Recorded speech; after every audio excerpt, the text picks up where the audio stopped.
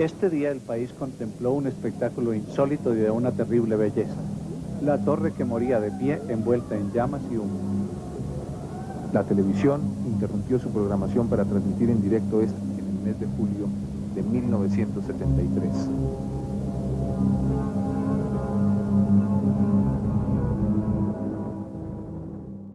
«1973, el año en que se produjo el incendio en el edificio Avianca.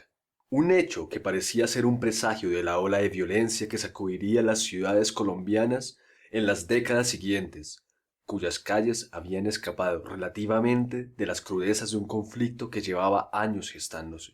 Una ciudad que inauguraba el Coliseo cubierto de Campín y que comenzaba a inquietarse por rumores de agitación política. Juan Gabriel Vázquez, colombiano, nace en Bogotá ese mismo año y crece en medio de la confusión y el dolor que reinó en el país durante las décadas de los 70 y 80. Un dolor que deja preguntas para responder. Un trauma en varias generaciones que necesita explicación. Un incendio que a unos mata y a otros da calor.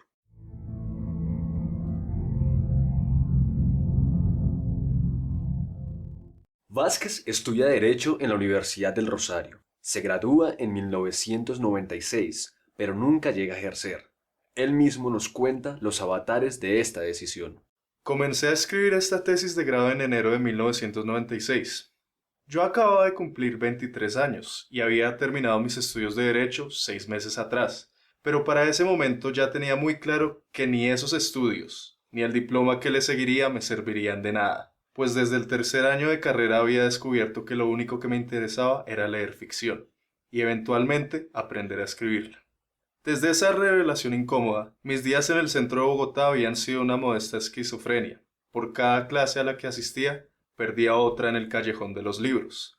Un edificio de ladrillo de 3 plantas, oscuro y frío, y repleto de novelas de segunda mano, o en el Templo de la Idea, donde se empastaban bibliotecas privadas con máquinas que trabajaban a la vista de todo el mundo, y uno podía sentarse a leer en medio del olor del cuero y del pegamento sin sentirse obligado a comprar nada.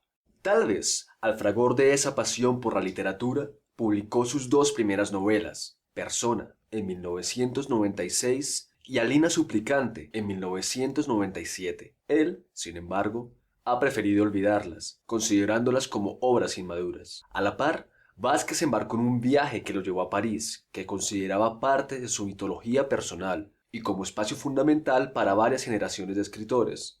Luego de doctorarse en literatura latinoamericana en la Sorbona, pasa una temporada en las Ardenas belgas y luego en Barcelona. Fruto de esa estancia en Europa, escribe Los amantes de todos los santos, un libro de cuentos en donde hace gala del sentimiento de nostalgia y de marginalidad que posee el extranjero en un país ajeno. De hecho, los epígrafes de sus cuentos nos remiten a escritores cuyas obras están atravesadas por ese sentimiento, como Malamud, Weiner y Longfellow. Vázquez entrega ese testimonio de su paso por tierras europeas y le sigue un homenaje a ese otro trotamundos llamado Joseph Conrad, con una biografía titulada El hombre en ninguna parte. Gran lector de literatura universal, traduce a John Hersey, Victor Hugo y E.M. Forster, y empieza a hacerse un nombre entre los círculos culturales colombianos, fortalecido por su ejercicio periodístico.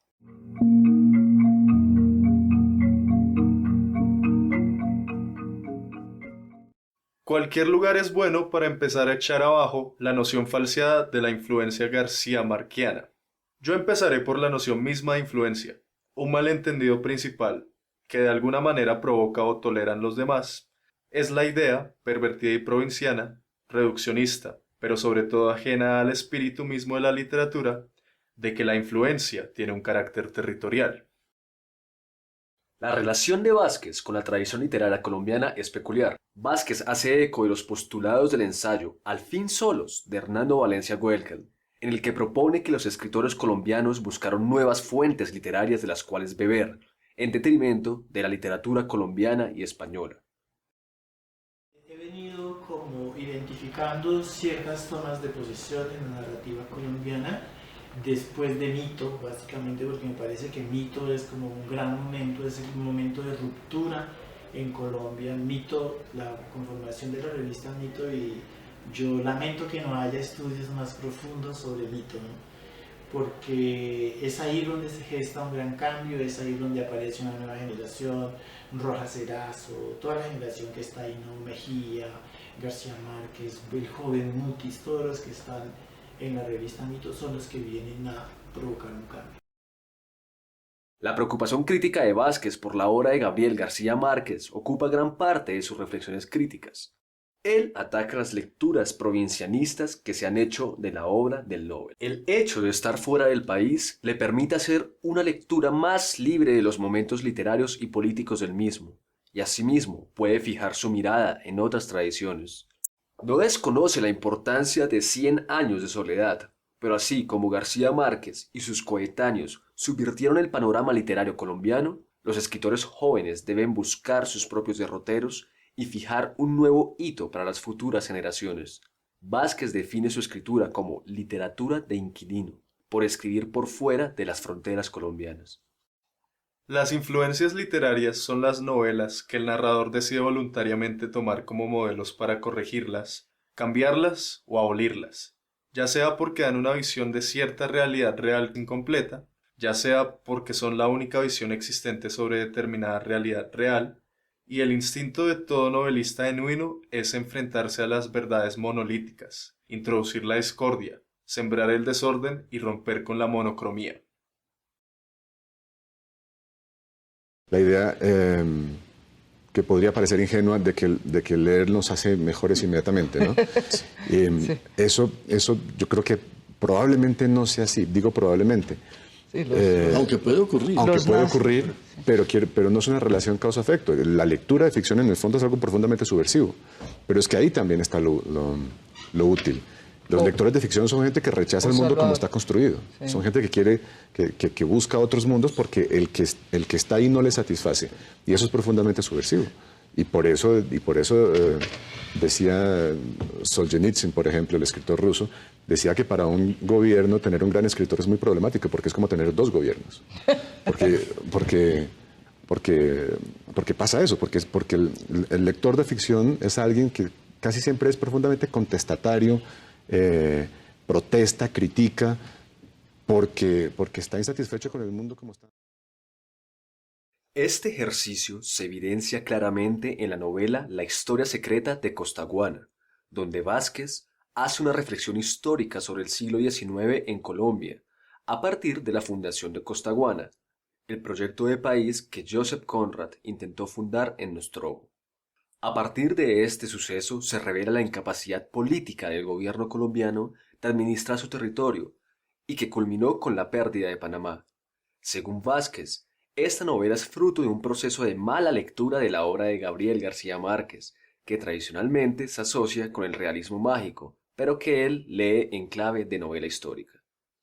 La preocupación de Vázquez por identificar los orígenes de los problemas políticos y sociales del país lo distancia a escritores de su misma generación.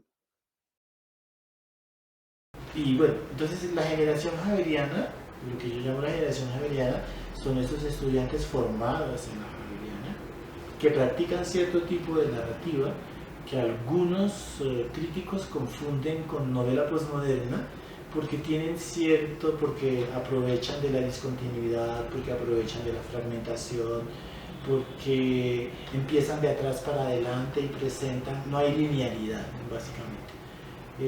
De manera errada muchos críticos interpretan eso como posmoderno, como escritura posmoderna, sin entender que ese tipo de escritura y de prácticas narrativas ya existe desde el siglo XVIII en la historia de la novela. Entonces yo por eso cada vez que me hablan de posmodernidad digo yo entonces Sterne o Diderot son posmodernos, ¿no?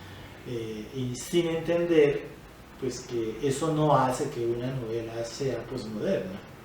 Y yo entiendo ese tipo de novelas como muy comerciales porque explotan ya un arquetipo narrativo, por eso yo los identifico como de la javeriana también. Ese arquetipo pues no lineal, fragmentario, discontinuo, especies de flashback, etcétera, ¿no? Con técnica más bien cinematográfica. Mala Noche, por ejemplo, de Jorge Franco, El Paraíso Travel, ¿no? Pues ustedes ya saben el éxito cinematográfico de esas dos novelas. Scorpio City, una novela en la en la que grupos de limpieza matan prostitutas, persiguen de acuerdo al signo. ¿Sí ven? Eso es lo que yo entiendo como novelas esotéricas, como sin compromiso social. Explotan simplemente, yo no sé si consciente o inconscientemente, venden en todo caso, pero explotan unos arquetipos como de novela popular. Sería como el arquetipo de la novela folletín, pero el equivalente hoy en el siglo XX. Entonces son como escrituras sin destino, en el sentido de Barthes, ¿no? Barthes dice pues que la escritura es un fenómeno histórico y a través de la escritura el escritor toma posición frente a unas problemáticas, pero lo que yo no veo en ese tipo de novelas es que no se enfrentan en realidad de manera crítica a ciertas problemáticas y simplemente explotan el amarillismo. Si ven, en ese sentido son novelas muy amarillistas.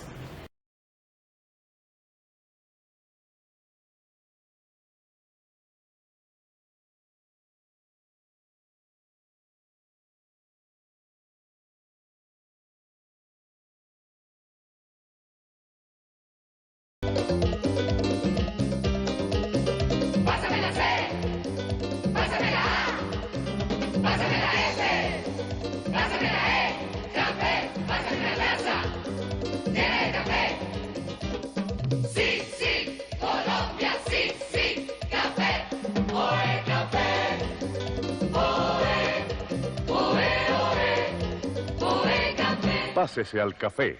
Federación Nacional de Cafeteros de Colombia. Jurídicamente, pero también filosóficamente, moralmente, negarle a un ciudadano colombiano un derecho de que gozan otros ciudadanos colombianos, exactamente iguales a él, y negárselo sobre la base de su identidad sexual, es algo que viola abiertamente el principio esencial de igualdad ante la ley. Entonces aquí lo que se está discutiendo es la igualdad de los ciudadanos ante la ley. Eso es lo que está discutiendo nuestro Congreso, si las personas son iguales ante la ley. Es una cosa, es un debate que pertenece a otro siglo, ¿no? Y que es una especie de testimonio de la bajeza moral de los congresistas que están allá, de su mediocridad intelectual y de sus carencias morales, nuevamente, y humanas. Pero es sobre todo una regresión jurídica. Estamos debatiendo nuevamente el principio de igualdad ante la ley y eso es patético. ¿Es amigo de la constituyente? Bueno, ¿quién es el enemigo de la constituyente? De repente, ¿cuándo se hace? ¿Cómo se hace? ¿Y quién la hace? Recordemos ese 88 y parte de ese 89. ¿Qué estaba pasando? ¿Qué nos estaba afectando a nosotros como jóvenes? Era una generación políticamente adormecida. Pero empezaron a pasar unas cosas muy complicadas, que es, por ejemplo, el asesinato de los grandes líderes, digamos, que significaban una renovación, los escándalos más impresionantes de la clase política. Entonces, una generación que estaba relativamente adormecida, que ha habido como entre música de los 80 y que de pronto empezó a creer en algunos líderes y los empezaron a asesinar sistemáticamente. Hola, es la hora de modernizar a las abuelitas. PAF le recibe la máquina de coser de la abuelita, PAF o de otra marca, como parte de pago de la PAF 1147 o la PAF Creativa 1471. Son tan lindas las abuelitas modernas. Y las PAF, que viva el cambio. PAF es PAF y punto. Se nota muchas veces en el nivel de discusión de los foros que de alguna manera no es sorprendente que sea tan bajo porque refleja también el nivel de discusión en las instancias de poder en Colombia. El nivel de discusión en el Congreso es de una bajeza notable. Uy, sí, por ejemplo, hoy en este debate. Bajeza retórica, por ejemplo, en este debate, que además es un debate mentiroso, como muchas de las cosas que suceden en el Congreso. Es un debate que tiene cuya forma engaña a la gente, porque nos han tratado de convencer de que es un debate jurídico o político, cuando en realidad es un debate religioso. Yo no sé si mucha gente se ha dado cuenta de eso. Es un debate religioso, porque jurídicamente, políticamente, a mí que estoy casado con una mujer, no me afecta, ni me daña, ni me limita mis derechos. Se llama Mariana. Sí. Sí. No me afecta, ni me daña, ni me limita mis derechos el hecho de que dos mujeres contraigan ese mismo contrato o dos hombres. A mí, mis derechos quedan intactos, digamos. Entonces, Si no hay argumentos jurídicos, si no hay argumentos políticos, los que quedan son los religiosos. Y en ese país estamos. Estamos en un país donde el senador Roy Barreras negocia la ley del país con los grupos cristianos. ¿No leemos bien lo que está pasando? ¿Qué pasa? Es posible, pero yo tampoco encuentro muchas razones para sorprenderme, porque para mí el procurador Ordóñez y su acólita, la doctora Iván Miriam Hoyos, son los, ya no se iba a decir los residuos, pero justamente tal vez sea lo contrario, la avanzada de 8 años de uribismo. 8 años de uribismo que implicaron una clara regresión para la democracia colombiana en términos de derechos civiles, de libertades individuales. 8 años en los que hubo una guerra soterrada contra una de las conquistas de la Constitución del 91, que era, digamos, la implantación de cierto laicismo, ¿no?, en el Estado colombiano. Y hay esa batalla contra el Estado laico, contra, o más bien por la implantación de una religión monolítica que se refleja en las leyes, o más bien las leyes se empezaron a convertir durante el uribismo, y particularmente el segundo mandato de Uribe, en un reflejo de una religión que es mayoritaria, como si hubiéramos vuelto a la Constitución del 86, ¿no? O más bien como si hubiéramos vuelto en 1890, recién inaugurada la Constitución del 86. Del 86, sí. Y es muy grave, me parece muy grave. La construcción de memoria es un tema que está permanentemente en la mesa en un país en conflicto. Vázquez es consciente de ello, y la memoria es el detonante de la novela Los Informantes. La ciudad se impone como escenario de tránsitos y búsquedas. Una novela fallida, escrita por el narrador personaje en los 90, advierte el dispositivo narrativo que relaciona la condición de extranjería, la pregunta por el origen y el testimonio como ejercicio de memoria en un país que se balancea en el olvido. Esta novela dentro de la novela es al mismo tiempo motivo de disputa en la relación padre-hijo y el tema que conecta la diégesis narrativa. En las reputaciones aparece de nuevo esta preocupación. Javier Mayarino, caricaturista de gran influencia en la vida política nacional por varias décadas, es el protagonista de la obra, percibida por Vázquez como un intento consciente de novela corta. Si bien la acción ocurría en el presente, es mostrada de manera casi compacta, más allá de ciertas descripciones elaboradas de momentos cruciales en la trama, es recurrente el uso de analepsis por medio de los recuerdos de cada personaje, donde la memoria, por más transmutable que pueda ser, no logra escapar del agujero negro conocido como olvido, situación desdeñada por muchos, pero deseada por varios personajes. Estos se ven obligados a reexaminar su vida ante nuevas revelaciones de un pasado que creyeron les pertenecía y un futuro de posibilidades inciertas. La memoria viene acompañada de la búsqueda de la verdad.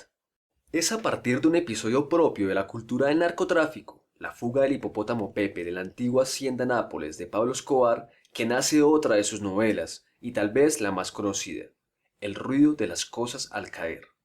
¿Por qué mataron a Ricardo Laverde? Esta pregunta es la que guiará el desarrollo del relato. Toda la novela se configura como un ejercicio de memoria dibujada por medio de la imaginación y recuerdos de Antonio Llamara, un joven profesor de Derecho, que tras perder la estabilidad de su vida por recibir un balazo junto a Ricardo Laverde, un conocido enigmático que muere en el accidente, decide a toda costa encontrar las causas de ese accidente. La novela se aleja del amarillismo de las novelas de narcotráfico y se centra en el terror que vivía la clase media de las grandes ciudades. De la mano de su inquietud por los temas políticos va su labor periodística. La muestra destacada de este ejercicio se refleja en su libro El arte de la distorsión. Crítica y análisis de los relatos, los diarios y las novelas de escritores como Philip Roth, Julio Ramón Ribeiro, W. G. Sebald y Ricardo Piglia, que enmarcados en una constelación de referencias donde habitan los clásicos y los contemporáneos, muestran, más que una aguda sensibilidad, un extenso itinerario de lecturas. Algunos de estos textos ya fueron publicados en el diario El Espectador, con el que ha trabajado desde el 2007, y en la revista El Malpensante, con la que colabora desde su número 37. La primera es el campo de discusiones políticas y de opiniones sobre la sociedad colombiana. La segunda es un lugar literario donde realiza entrevistas y reseñas sobre autores locales y extranjeros. El arte de la distorsión, ensayo que le da nombre al libro, fue ganador del Premio de Periodismo Simón Bolívar en el 2007, donde realiza una lectura diferente del realismo mágico y su autor, la eterna némesis de los autores colombianos, Gabriel García Márquez. Este autor es un punto de conflicto y constante retorno. 5 de los 17 ensayos del libro son dedicados al Nobel colombiano. En estos ensayos reconoce sus logros, relabora algunas de las críticas sobre el autor y se mantiene reticente a las etiquetas que lo puedan encasillar como un continuador de la poética de García Márquez. La crítica es otra de las preocupaciones de Vázquez y hace un llamado para rescatar la crítica literaria en Colombia y para que se difunda por los grandes medios. Y lo que resulta aún más grave, en un país sin crítica, la presencia de los autores en los medios tiende, por alguna razón, a reclamar la importancia que debería tener su obra. Dicho de otra forma, su obra se transforma en un apéndice sin trascendencia, algo accesorio a sus gestos, a su imagen, a sus opiniones, a todo lo que es banal en un escritor. Hay en mi generación escritores que han hecho del protagonismo banal su bandera, que han desviado la atención del público hacia sus entrevistas, quizás conscientes de que sería suicida permitir que el público se concentre en su prosa. Pero en los medios masivos no hay un aparato crítico que señale esa falsedad, tanto peor para nosotros. Resulta irónico que sean los mismos grandes medios quienes le den difusión a su obra. Asimismo, es un escritor galardonado alrededor del mundo. A pesar de ser un éxito en ventas en países como México o España, la crítica y la academia colombiana tienen una deuda pendiente con Vázquez y con sus lectores. Tal vez se deba a sus largas estancias fuera del país. Sin embargo, siempre vuelve a Colombia a buscar respuestas. Temas como la memoria, el olvido y la veracidad de los relatos históricos son sus principales obsesiones. Vázquez ha interrogado con cuidado a los clásicos. ¿Qué responderá a las interrogantes que se le hagan? Puedo decir que la literatura colombiana está pasando por un momento muy interesante. Yo lo he dicho ya en otras partes. Uno entra a una librería en Bogotá, una mesa de novedades, y se encuentra con que hay 5 o 6 generaciones distintas publicando novedades al mismo tiempo. Es decir, no estamos hablando de los libros de García Márquez y Álvaro Mutis, que son una suerte de clásicos vivos, sino que uno entra y se encuentra con gente como Tomás González, que tiene 60 y pico de años, o William Ospina, o Evelio Rosero, o Héctor Abad, que tienen un poco menos, 50 y pico. Y luego, no sé, hay libros de Santiago Gamboa, hay libros de gente de mi edad, y luego hay ya 2 generaciones de gente menor que yo que está comenzando a escribir cosas muy interesantes. Andrés Felipe Solano es uno de ellos. No, yo creo que hay mucha gente trabajando con seriedad, sin esa cosa que tenía antes la literatura colombiana del diletantismo, de un poco el escritor aficionado, amateur, que en realidad es como escritor de fin de semana. No, los escritores colombianos se han profesionalizado, eso es lo que hacen, se están tomando el oficio con seriedad y constancia, y hay mucha gente que lo está haciendo y muy bien.